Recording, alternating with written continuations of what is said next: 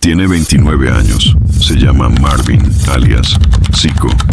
Está condenado a 100 años de prisión, y cuando le preguntaron cuántas personas había matado, respondió sin dudarlo: 30. Hoy, Marvin duerme sobre una plancha de metal sin colchón, en una celda sin ventanas, rodeado de 100 hombres que alguna vez fueron sus enemigos juramentados. Las luces nunca se apagan, no hay visitas, no hay llamadas, y sabe con una certeza absoluta que nunca volverá a salir. Ese es el CECOT, el Centro de Confinamiento del Terrorismo, la cárcel más grande de América Latina. El lugar que El Salvador construyó para asegurarse de que los peores nunca más pudieran tocar a nadie. Pero para entender por qué existe este lugar, primero hay que entender el infierno que hizo necesario construirlo. Imagina vivir en una ciudad donde todos los días, sin excepción, mueren en promedio 18 personas de forma violenta, no en una guerra, no en una zona de conflicto declarado, en un país con playas, volcanes y mercados llenos de gente. Eso era El Salvador. En 2015, con una tasa de 103 homicidios por cada 100.000 habitantes, El Salvador superó a países en guerra activa para convertirse en la nación más mortífera del planeta sin un conflicto oficial. Ese año murieron más de 6.600 personas. No fueron accidentes, no fueron enfermedades, fueron asesinatos, uno tras otro, semana tras semana, mes tras mes. ¿Y quiénes controlaban ese terror?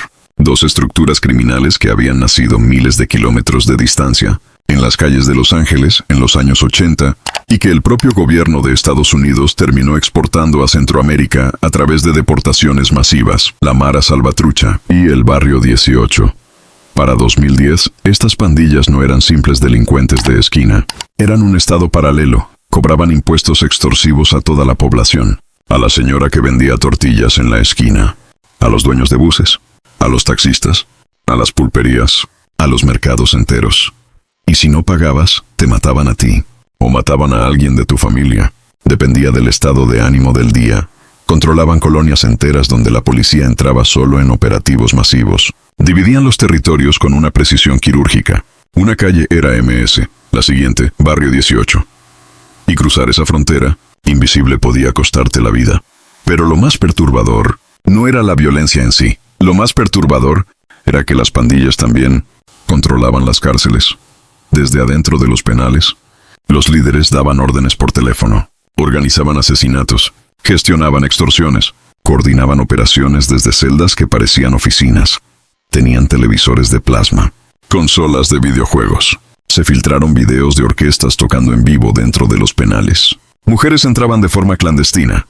Los que estaban presos vivían mejor que muchas personas en libertad.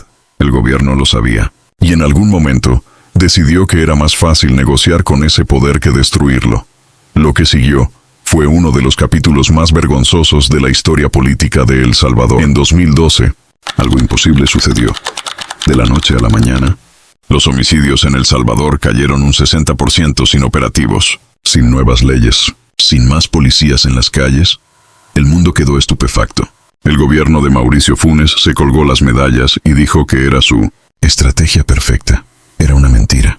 Lo que había era un pacto. Un exguerrillero y un obispo entraron a la cárcel de máxima seguridad de Zacatrás para negociar con los líderes de las pandillas.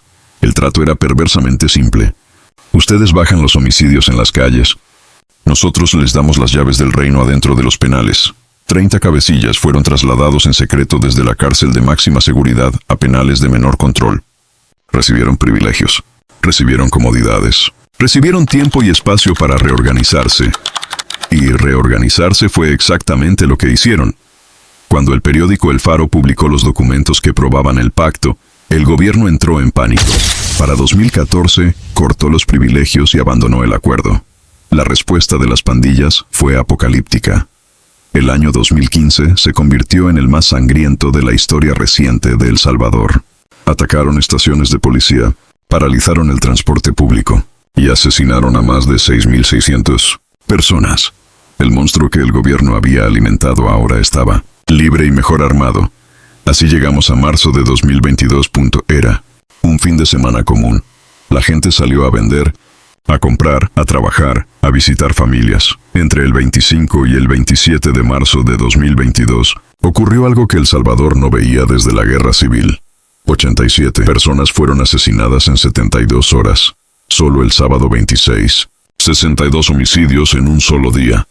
No había una sola escena del crimen. El país entero era una escena del crimen.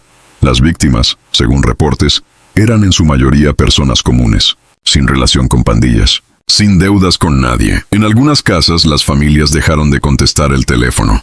En algunos negocios, la gente bajó las cortinas. En colonias enteras volvió esa sensación antigua, la de no saber si salir a la calle era seguro. Las autoridades concluyeron que esa masacre fue un mensaje. Las pandillas demostrando que todavía podían sembrar terror en cuestión de horas, pero esta vez, el mensaje llegó al destinatario equivocado. El 27 de marzo de 2022, la Asamblea Legislativa aprobó el régimen de excepción. Quedan suspendidas las garantías constitucionales. Se permite la detención sin orden judicial. El plazo de detención se extiende.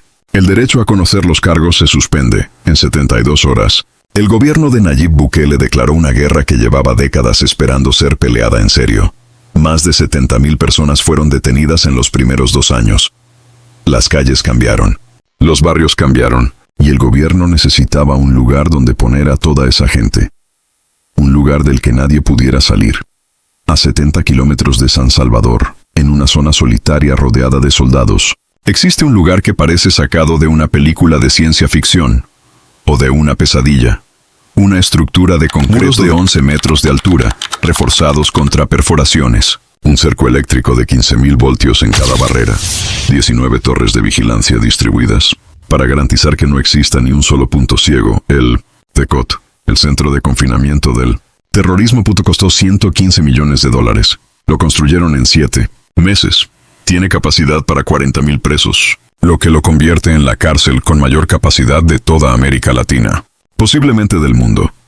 Está dividido en 8 módulos principales, cada uno con 32 celdas. Dentro de cada celda, 100 presos. Piénsalo un momento. 100 personas en una celda. Duermen en literas de 3 niveles, directamente sobre el metal. Sin colchones. Sin almohadas. Sin nada que amortigüe el hierro. 2 lavamanos. 2 inodoros. Compartidos entre 100 hombres. Un balde de agua. Cuando se vacía, lo vuelven a llenar. Y lo deben racionar entre todos. Las luces nunca se apagan. No hay manera de saber si es de día o de noche. No hay ventanas. No hay relojes. El tiempo dentro del CECOT simplemente deja de existir. El diseño no es accidental. No se construyó así por falta de recursos. Se construyó así con una intención específica. Hacer que vivir dentro sea lo suficientemente insoportable como para que quien entre nunca quiera volver. Pero la mayoría no va a tener que preocuparse por eso, porque la mayoría nunca va a salir. Ves que las puertas del CECOT se cierran detrás de ti. Tu vida se reduce a este horario. 23 horas y 30 minutos en la celda. 30 minutos de actividad física mínima, como calistenia o lectura de la Biblia, que hay 2 ejemplares en cada celda para quien quiera usarlos. Y vuelta a la celda. Ese es el día. Todos los días. Sin excepción, la comida se sirve 3 veces al día, pero sin cubiertos. Las pandillas en las cárceles anteriores hacían armas con cualquier utensilio. En el CECOT decidieron eliminar el problema de raíz. Arroz, pasta, 2 tortillas. Cada plato pesa exactamente 450 gramos. No hay carne. Según Bukele, no habrá carne hasta que El Salvador pueda garantizar proteína de calidad para toda la población. Los presos comen con las manos. Las bandejas llegan a la puerta de la celda, y los propios presos las pasan de uno en uno hacia adentro. Cámaras de vigilancia registran cada movimiento dentro de las celdas. Guardias parados frente a cada puerta, 24 horas. Más guardias en los pasillos elevados, mirando hacia abajo. No hay ni un solo momento en que no sepan qué está pasando. Y si alguien se convierte en un problema, hay una celda de aislamiento especial. Una puerta gruesa con 2 aberturas. Una para monitorear al preso. Otra para pasarle la comida. Adentro hay solo un lavamanos, un inodoro y una losa de cemento. La cama es la losa. Luz natural. Una pequeña abertura en el techo por donde entra un hilo de sol. El resto del tiempo, oscuridad. Cuando la puerta se cierra, el eco del propio silencio puede volverte loco. Ahí no hay 23 horas y 30 minutos de confinamiento. Ahí son 24 horas completas. Pero hay algo dentro del SECOT que fue una decisión deliberada, algo que en los penales anteriores nunca se habría podido lograr. Los tres grandes grupos del crimen organizado que por décadas se habían masacrado entre sí, hoy comparten la misma celda, OMS 13, Barrio 18 Revolucionarios y Barrio 18 Sureños. Los que se mataban en las calles ahora duermen a 30 centímetros de distancia. Comen juntos, se bañan juntos, respiran el mismo aire viciado. Según el director del SECOT, no ha habido incidentes. Uno de los presos lo explicó de esta forma: llegamos a un acuerdo mutuo para convivir, porque no tenemos otra opción. Eso lo resume todo. En las cárceles antiguas, un pandillero con mala suerte podía entrar y quedar libre en 3 días, si la evidencia era débil. La ley favorecía a los menores. Las pandillas lo sabían, por eso reclutaban activamente a niños. Un chico de 14 años podía cometer un crimen y salir casi sin consecuencias. En el SECOT, las condenas son otra dimensión. Hay presos sentenciados a 400 años, a 500 años. Este sujeto está vinculado al caso Santa Cruz Michapa, del Cantón Buenavista, Cucatlán, el 27 de enero del 2015, donde fallecieron trabajadores que se encontraban realizando labores de albañilería en la zona. Límite entre la pandilla MS-13 y 18 Sureños. Ha sido condenado a más de 100 años de prisión. Gatillero. Este es uno de los casos también que fue muy sonado a nivel nacional, caso Alison Rendero, una joven promesa del deporte, la cual privaron de libertad, violaron y posteriormente asesinaron. Fue uno de los involucrados en el caso del asesinato de los 4 soldados de Vista Lago, condenado a 69 años de prisión. Aquí a este lugar nos trasladaron de lo que es el penal de máxima seguridad de fase 3, con lo de que han caído del régimen. Yo tal vez podría decir que es injusto, pero sé de que en la vida, bueno, en lo personal, he cometido errores, extorsiones, homicidios también y situaciones así, ¿verdad? ¿Ha matado a una persona? Sí, lo he hecho para vergüenza mía, ¿verdad? Pero ¿cuántas personas? Eso sí no podría quizá decirle, ¿verdad? Eso, ¿verdad? Pero sí, sé de que este lugar me ha ayudado también para meditar, ¿verdad? De que no hice bien las cosas. Para acumular esa cantidad de cargos, tienes que haber empezado muy joven, y la mayoría lo hizo. El promedio de edad dentro del SECOT es entre 20 y 35 años. Eso significa que hay hombres de 25 años mirando una sentencia de 400 años sabiendo que su única posibilidad de salir es en una bolsa mortuoria.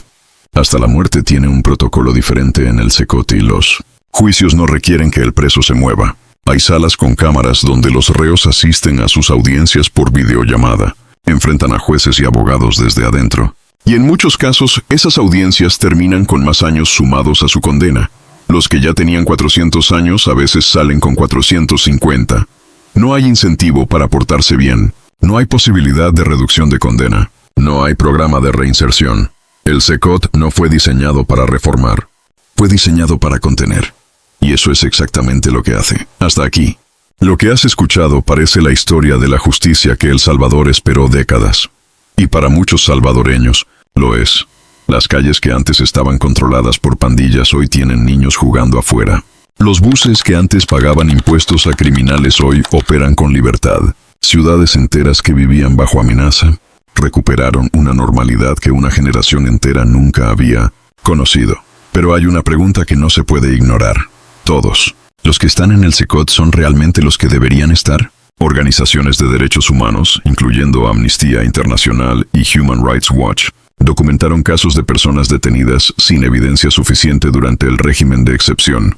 Jóvenes capturados porque vivían en el barrio equivocado. Hombres detenidos porque alguien los denunció por venganza personal. Personas sin tatuajes, sin antecedentes, sin conexión documentada con pandillas, que entraron al sistema y tardaron meses o años en poder demostrar su inocencia.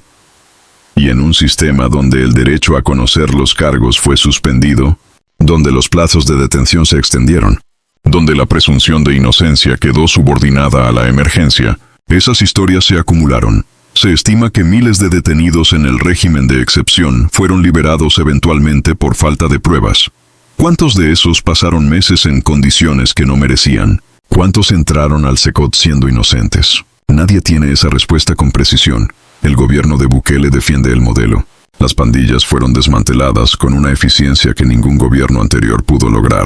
Los números de homicidios bajaron a niveles históricos. El Salvador pasó de ser el país más peligroso del mundo a ser uno de los países más seguros de Centroamérica. Pero las democracias no se miden solo por sus resultados. También se miden por cómo tratan a las personas en el camino.